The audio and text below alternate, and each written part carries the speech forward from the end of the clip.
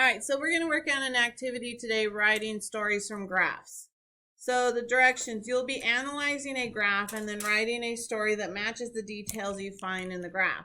Some of the details you will look at are points on the graph, intervals of the domain during which the function follows different rules, and average rates of change for those intervals. So these different points here where it says like list points, observations, I'm not going to fill out this because there's two different graphs. We're going to do one graph together, and then I'm going to have you in your table do one graph on your own. So I'm not going to fill out any of these numbered points here because I want to leave that for the second graph for you to fill out. I'm going to fill out everything on the graph itself with you. So these are the different questions that you're going to be answering, and then obviously writing a short story. I'm not worried about number 7. So we're going to start on page 21. Now, on mine, it is sideways, and to make it a little easier for me to work with you, because you guys can turn your packet sideways, I have another printout of this graph to make life a little easier. I may have to shrink it down a little bit to be able to get to everything. I might have to go just a touch more. So this is the graph on page 21. Again, you guys can turn your book sideways so that you're looking at it from the same perspective that I am looking at it from. So we're going to start off. The first thing that they told us to do was to list some points. And we want to list the point where it starts. We want to list the point where it ends. And some other points in between. Where does the point where it changes from one function to the other, because we can see it's not one continuous function. This is what we would call a piecewise function. So if we start with the starting point here, I'm going to start with this point up here. This is where my graph starts. What would be the ordered pair that would be associated with that point? 0, 10,000. And again, I'm going to write the word start above that. That is where my graph is starting. I can also see the point where it changes from one function to the other right here in my graph. What would the ordered pair be for that point?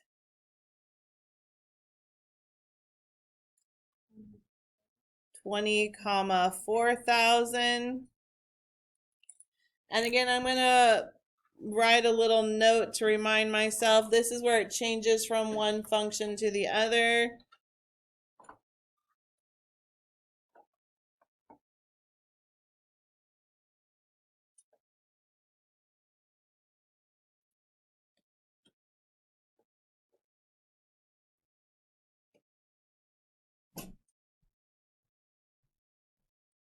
Because that's going to be important in my story. Obviously, I'm changing the way something is happening, so my story has to be able to address that change from one function to the other.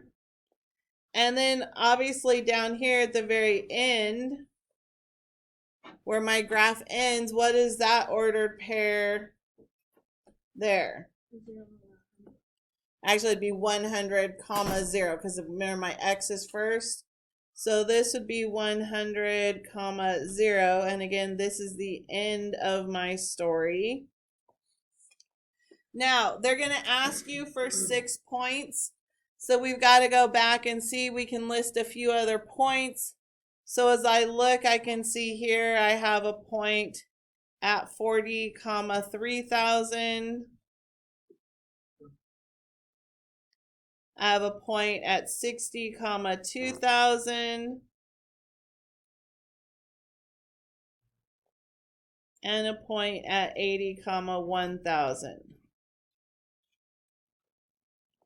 So again, when you go to do the second graph, those points you just listed here, You would also go back in where it said question number 1, list 6 points. You would also list those points. But I'm leaving all of those questions for you to do with your second graph. So the next thing it asks after you to list your points, it says, do you have any initial observations about these points? What patterns can you see? Well, again, I have one function here. I have this first function.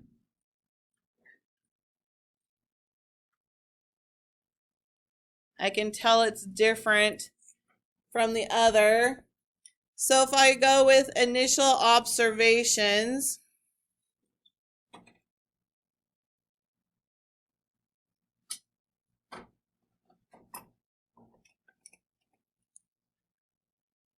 what would I say about the shape of the graph? It curves. So it is curved.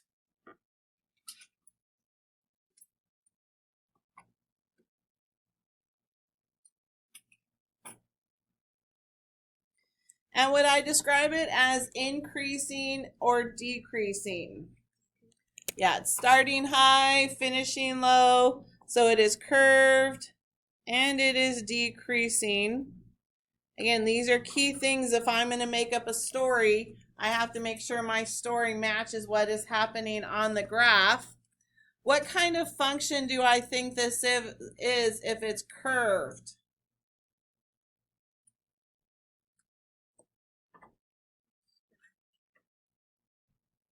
Remember, exponential would start off slowly and then all of a sudden take off. Does this one start off slowly or does it go right into its curve? Right into its curve. So what type of function would that be?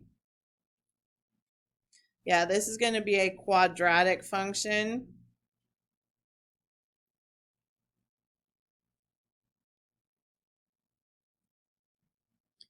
And again, I hope we're getting all this written down so that you have a good tool to look back on when you and your group do the next one by yourselves. I want to make sure you know all the things you need to look at to complete the second one. And then I have the next part of my graph.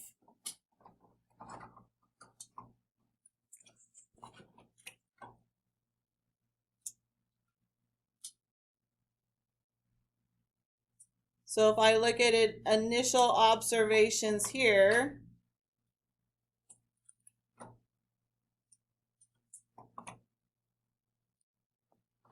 what are my initial observations about the second part of this graph? It's a straight line.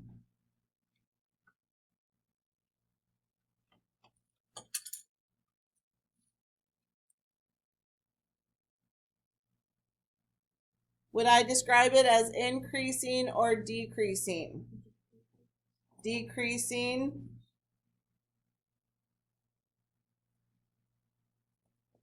And what kind of function would be a straight line? Yeah, so I know that this is a linear function.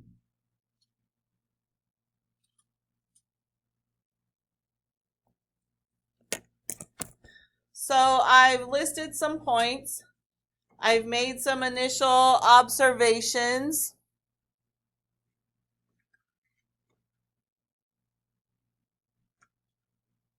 Now they're going to ask you what are the intervals that make up the different parts of the graph. Now, intervals are always talking about the x-axis. So when I look at these two functions, I have an interval for the quadratic.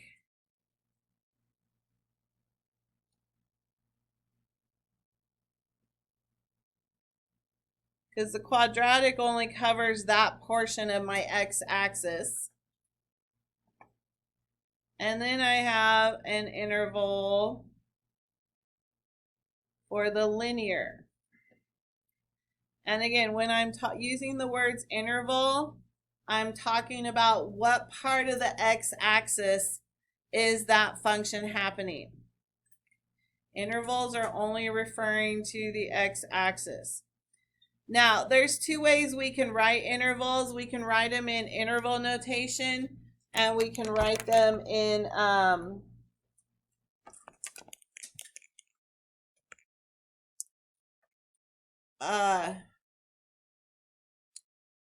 inequality notation. So there's two, again, I'll show you both ways how this can be written. So the quadratic, which I'll write up here at the top,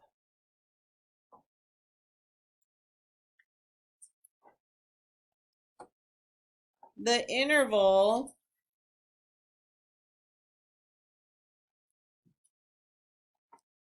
which you told me is decreasing,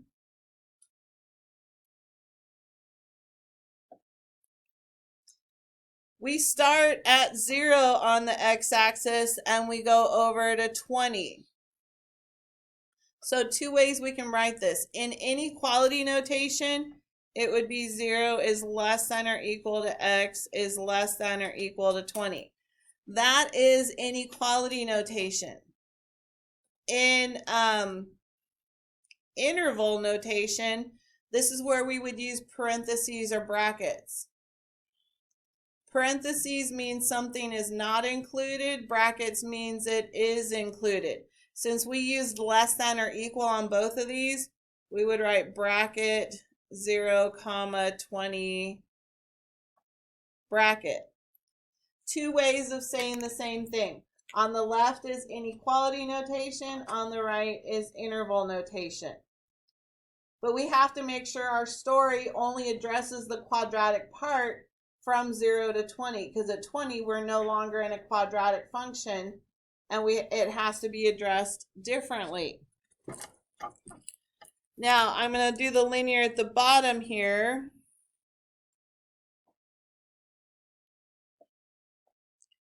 So again, interval,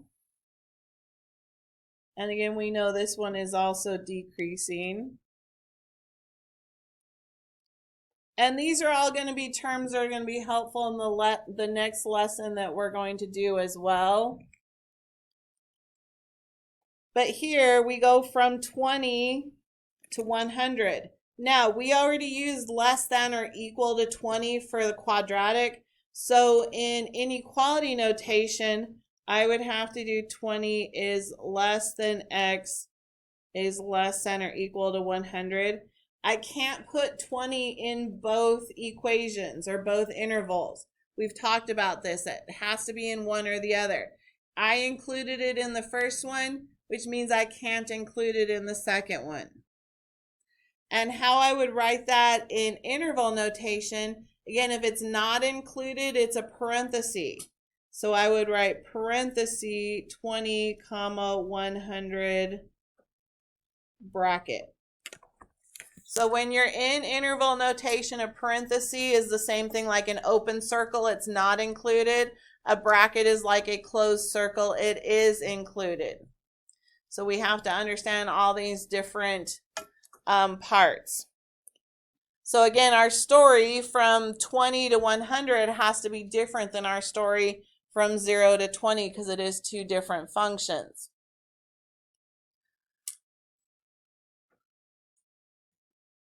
All right, then it's going to ask you what observations you can make about the functions on these intervals, and we already talked about it. They're both decreasing during those intervals. The next thing they're going to ask you about is the average rate of change. Now, average rate of change is similar to slope, but it's not the same thing. Now, for our linear function, they are the exact same thing. For our linear function, average rate of change and slope are going to be the exact same thing. For our quadratic function doesn't have a slope, but we can at least do an average rate of change. So my average rate of change up here for my quadratic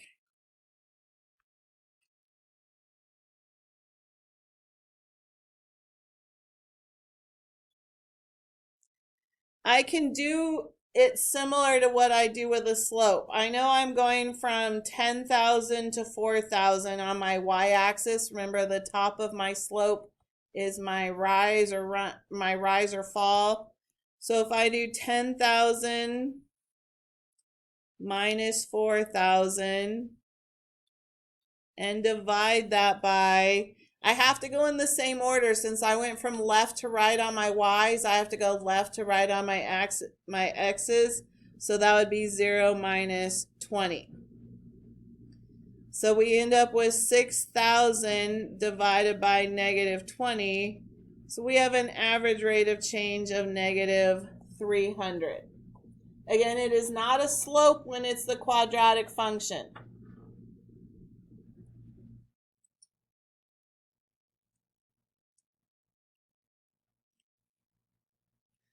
But that's how it's changing. It's changing by about a negative 300.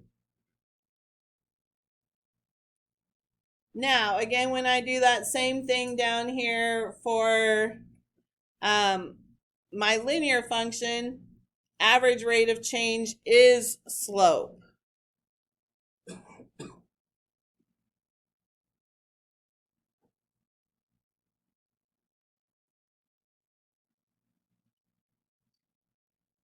I'm going to put the word slope in parentheses so we know that they are the same thing when we are talking about a linear function. And this one goes down 1,000 and over 20. So I have negative 1,000 divided by 20, which gives me a slope of negative 50.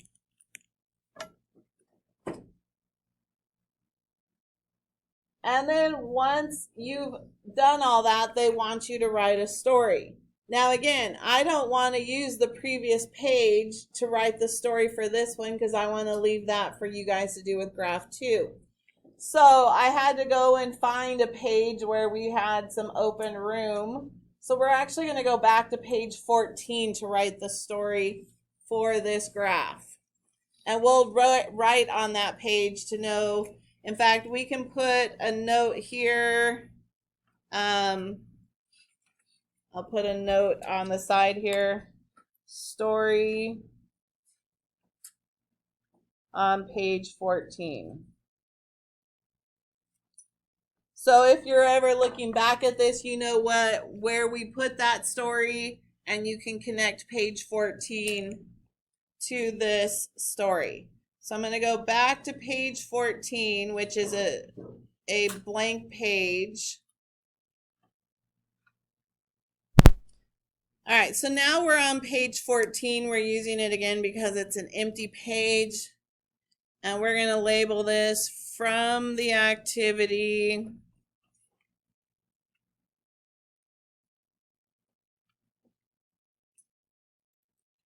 Writing stories from graphs.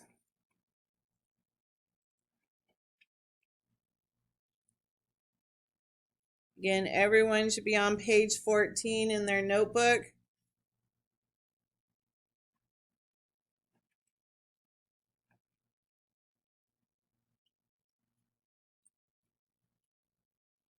And then this is the story to go with the graph on page 21.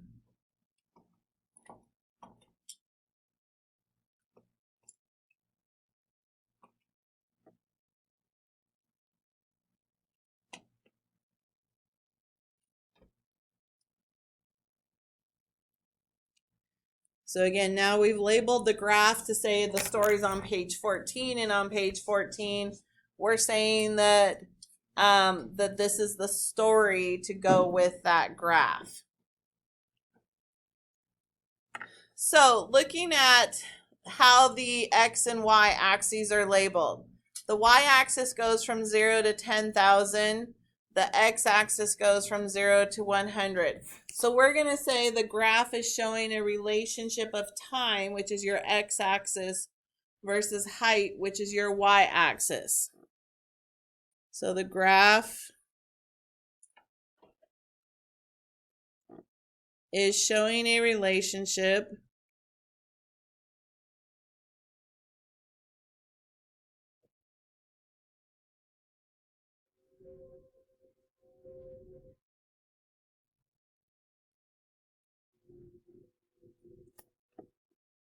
of time, and in parentheses I'm going to put x-axis, versus height,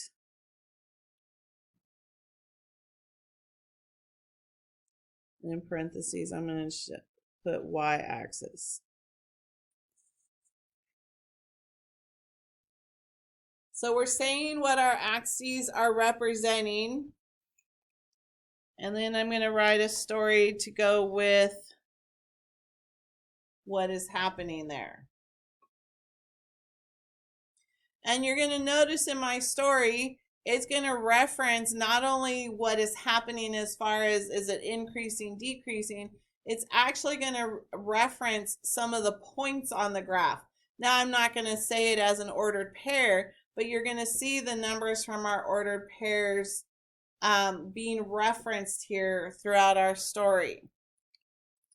So a ball was dropped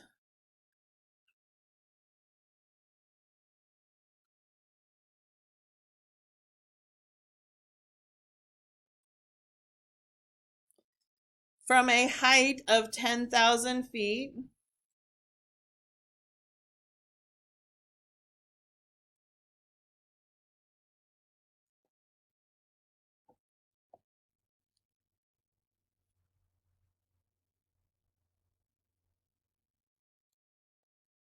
And fell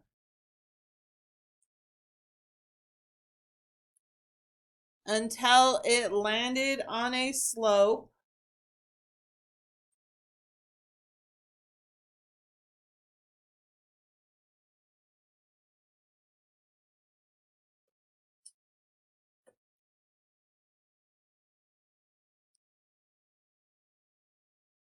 "20 seconds later,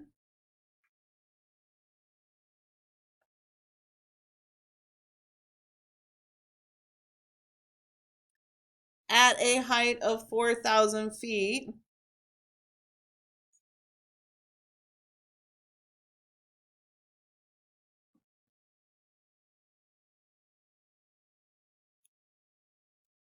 and rolled at a constant rate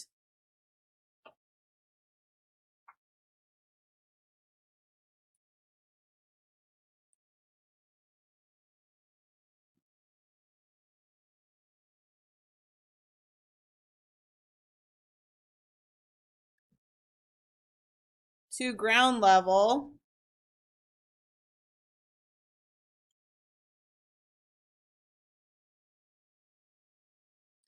which it reached after 100 seconds.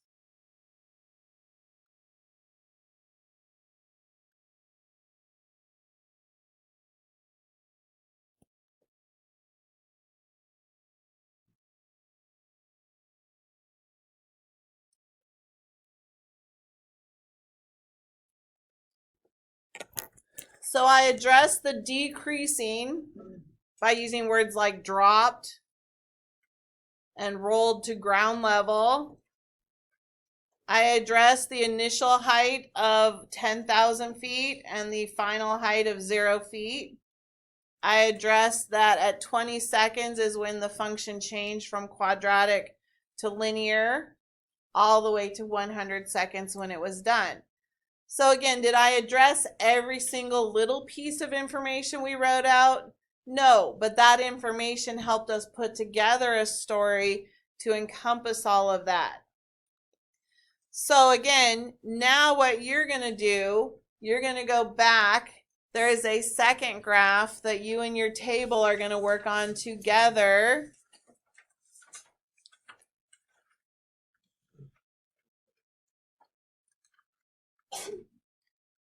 Bless you.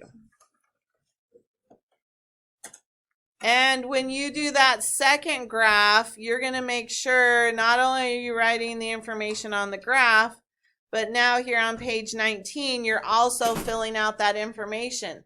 The points you identify on the graph, you're going to list here with question 1. Any observations you have about the points are going to go in question 2. The intervals go in question 3, and the observations about the intervals go in question 4. The average rate of change over here in 5, and writing the story in 6. Again, I'm not so worried about question 7 right now. If you guys finish everything and you want to challenge yourselves to see if you can write the function that goes with the parts, absolutely do that. But I'm more worried about those first 6. And again, now you're doing it for the second graph. Again, just to make sure we understand, pages 19 and 20, the 6 questions. This is what you're supposed to fill all of this out for graph 2. I'm going to put this in the...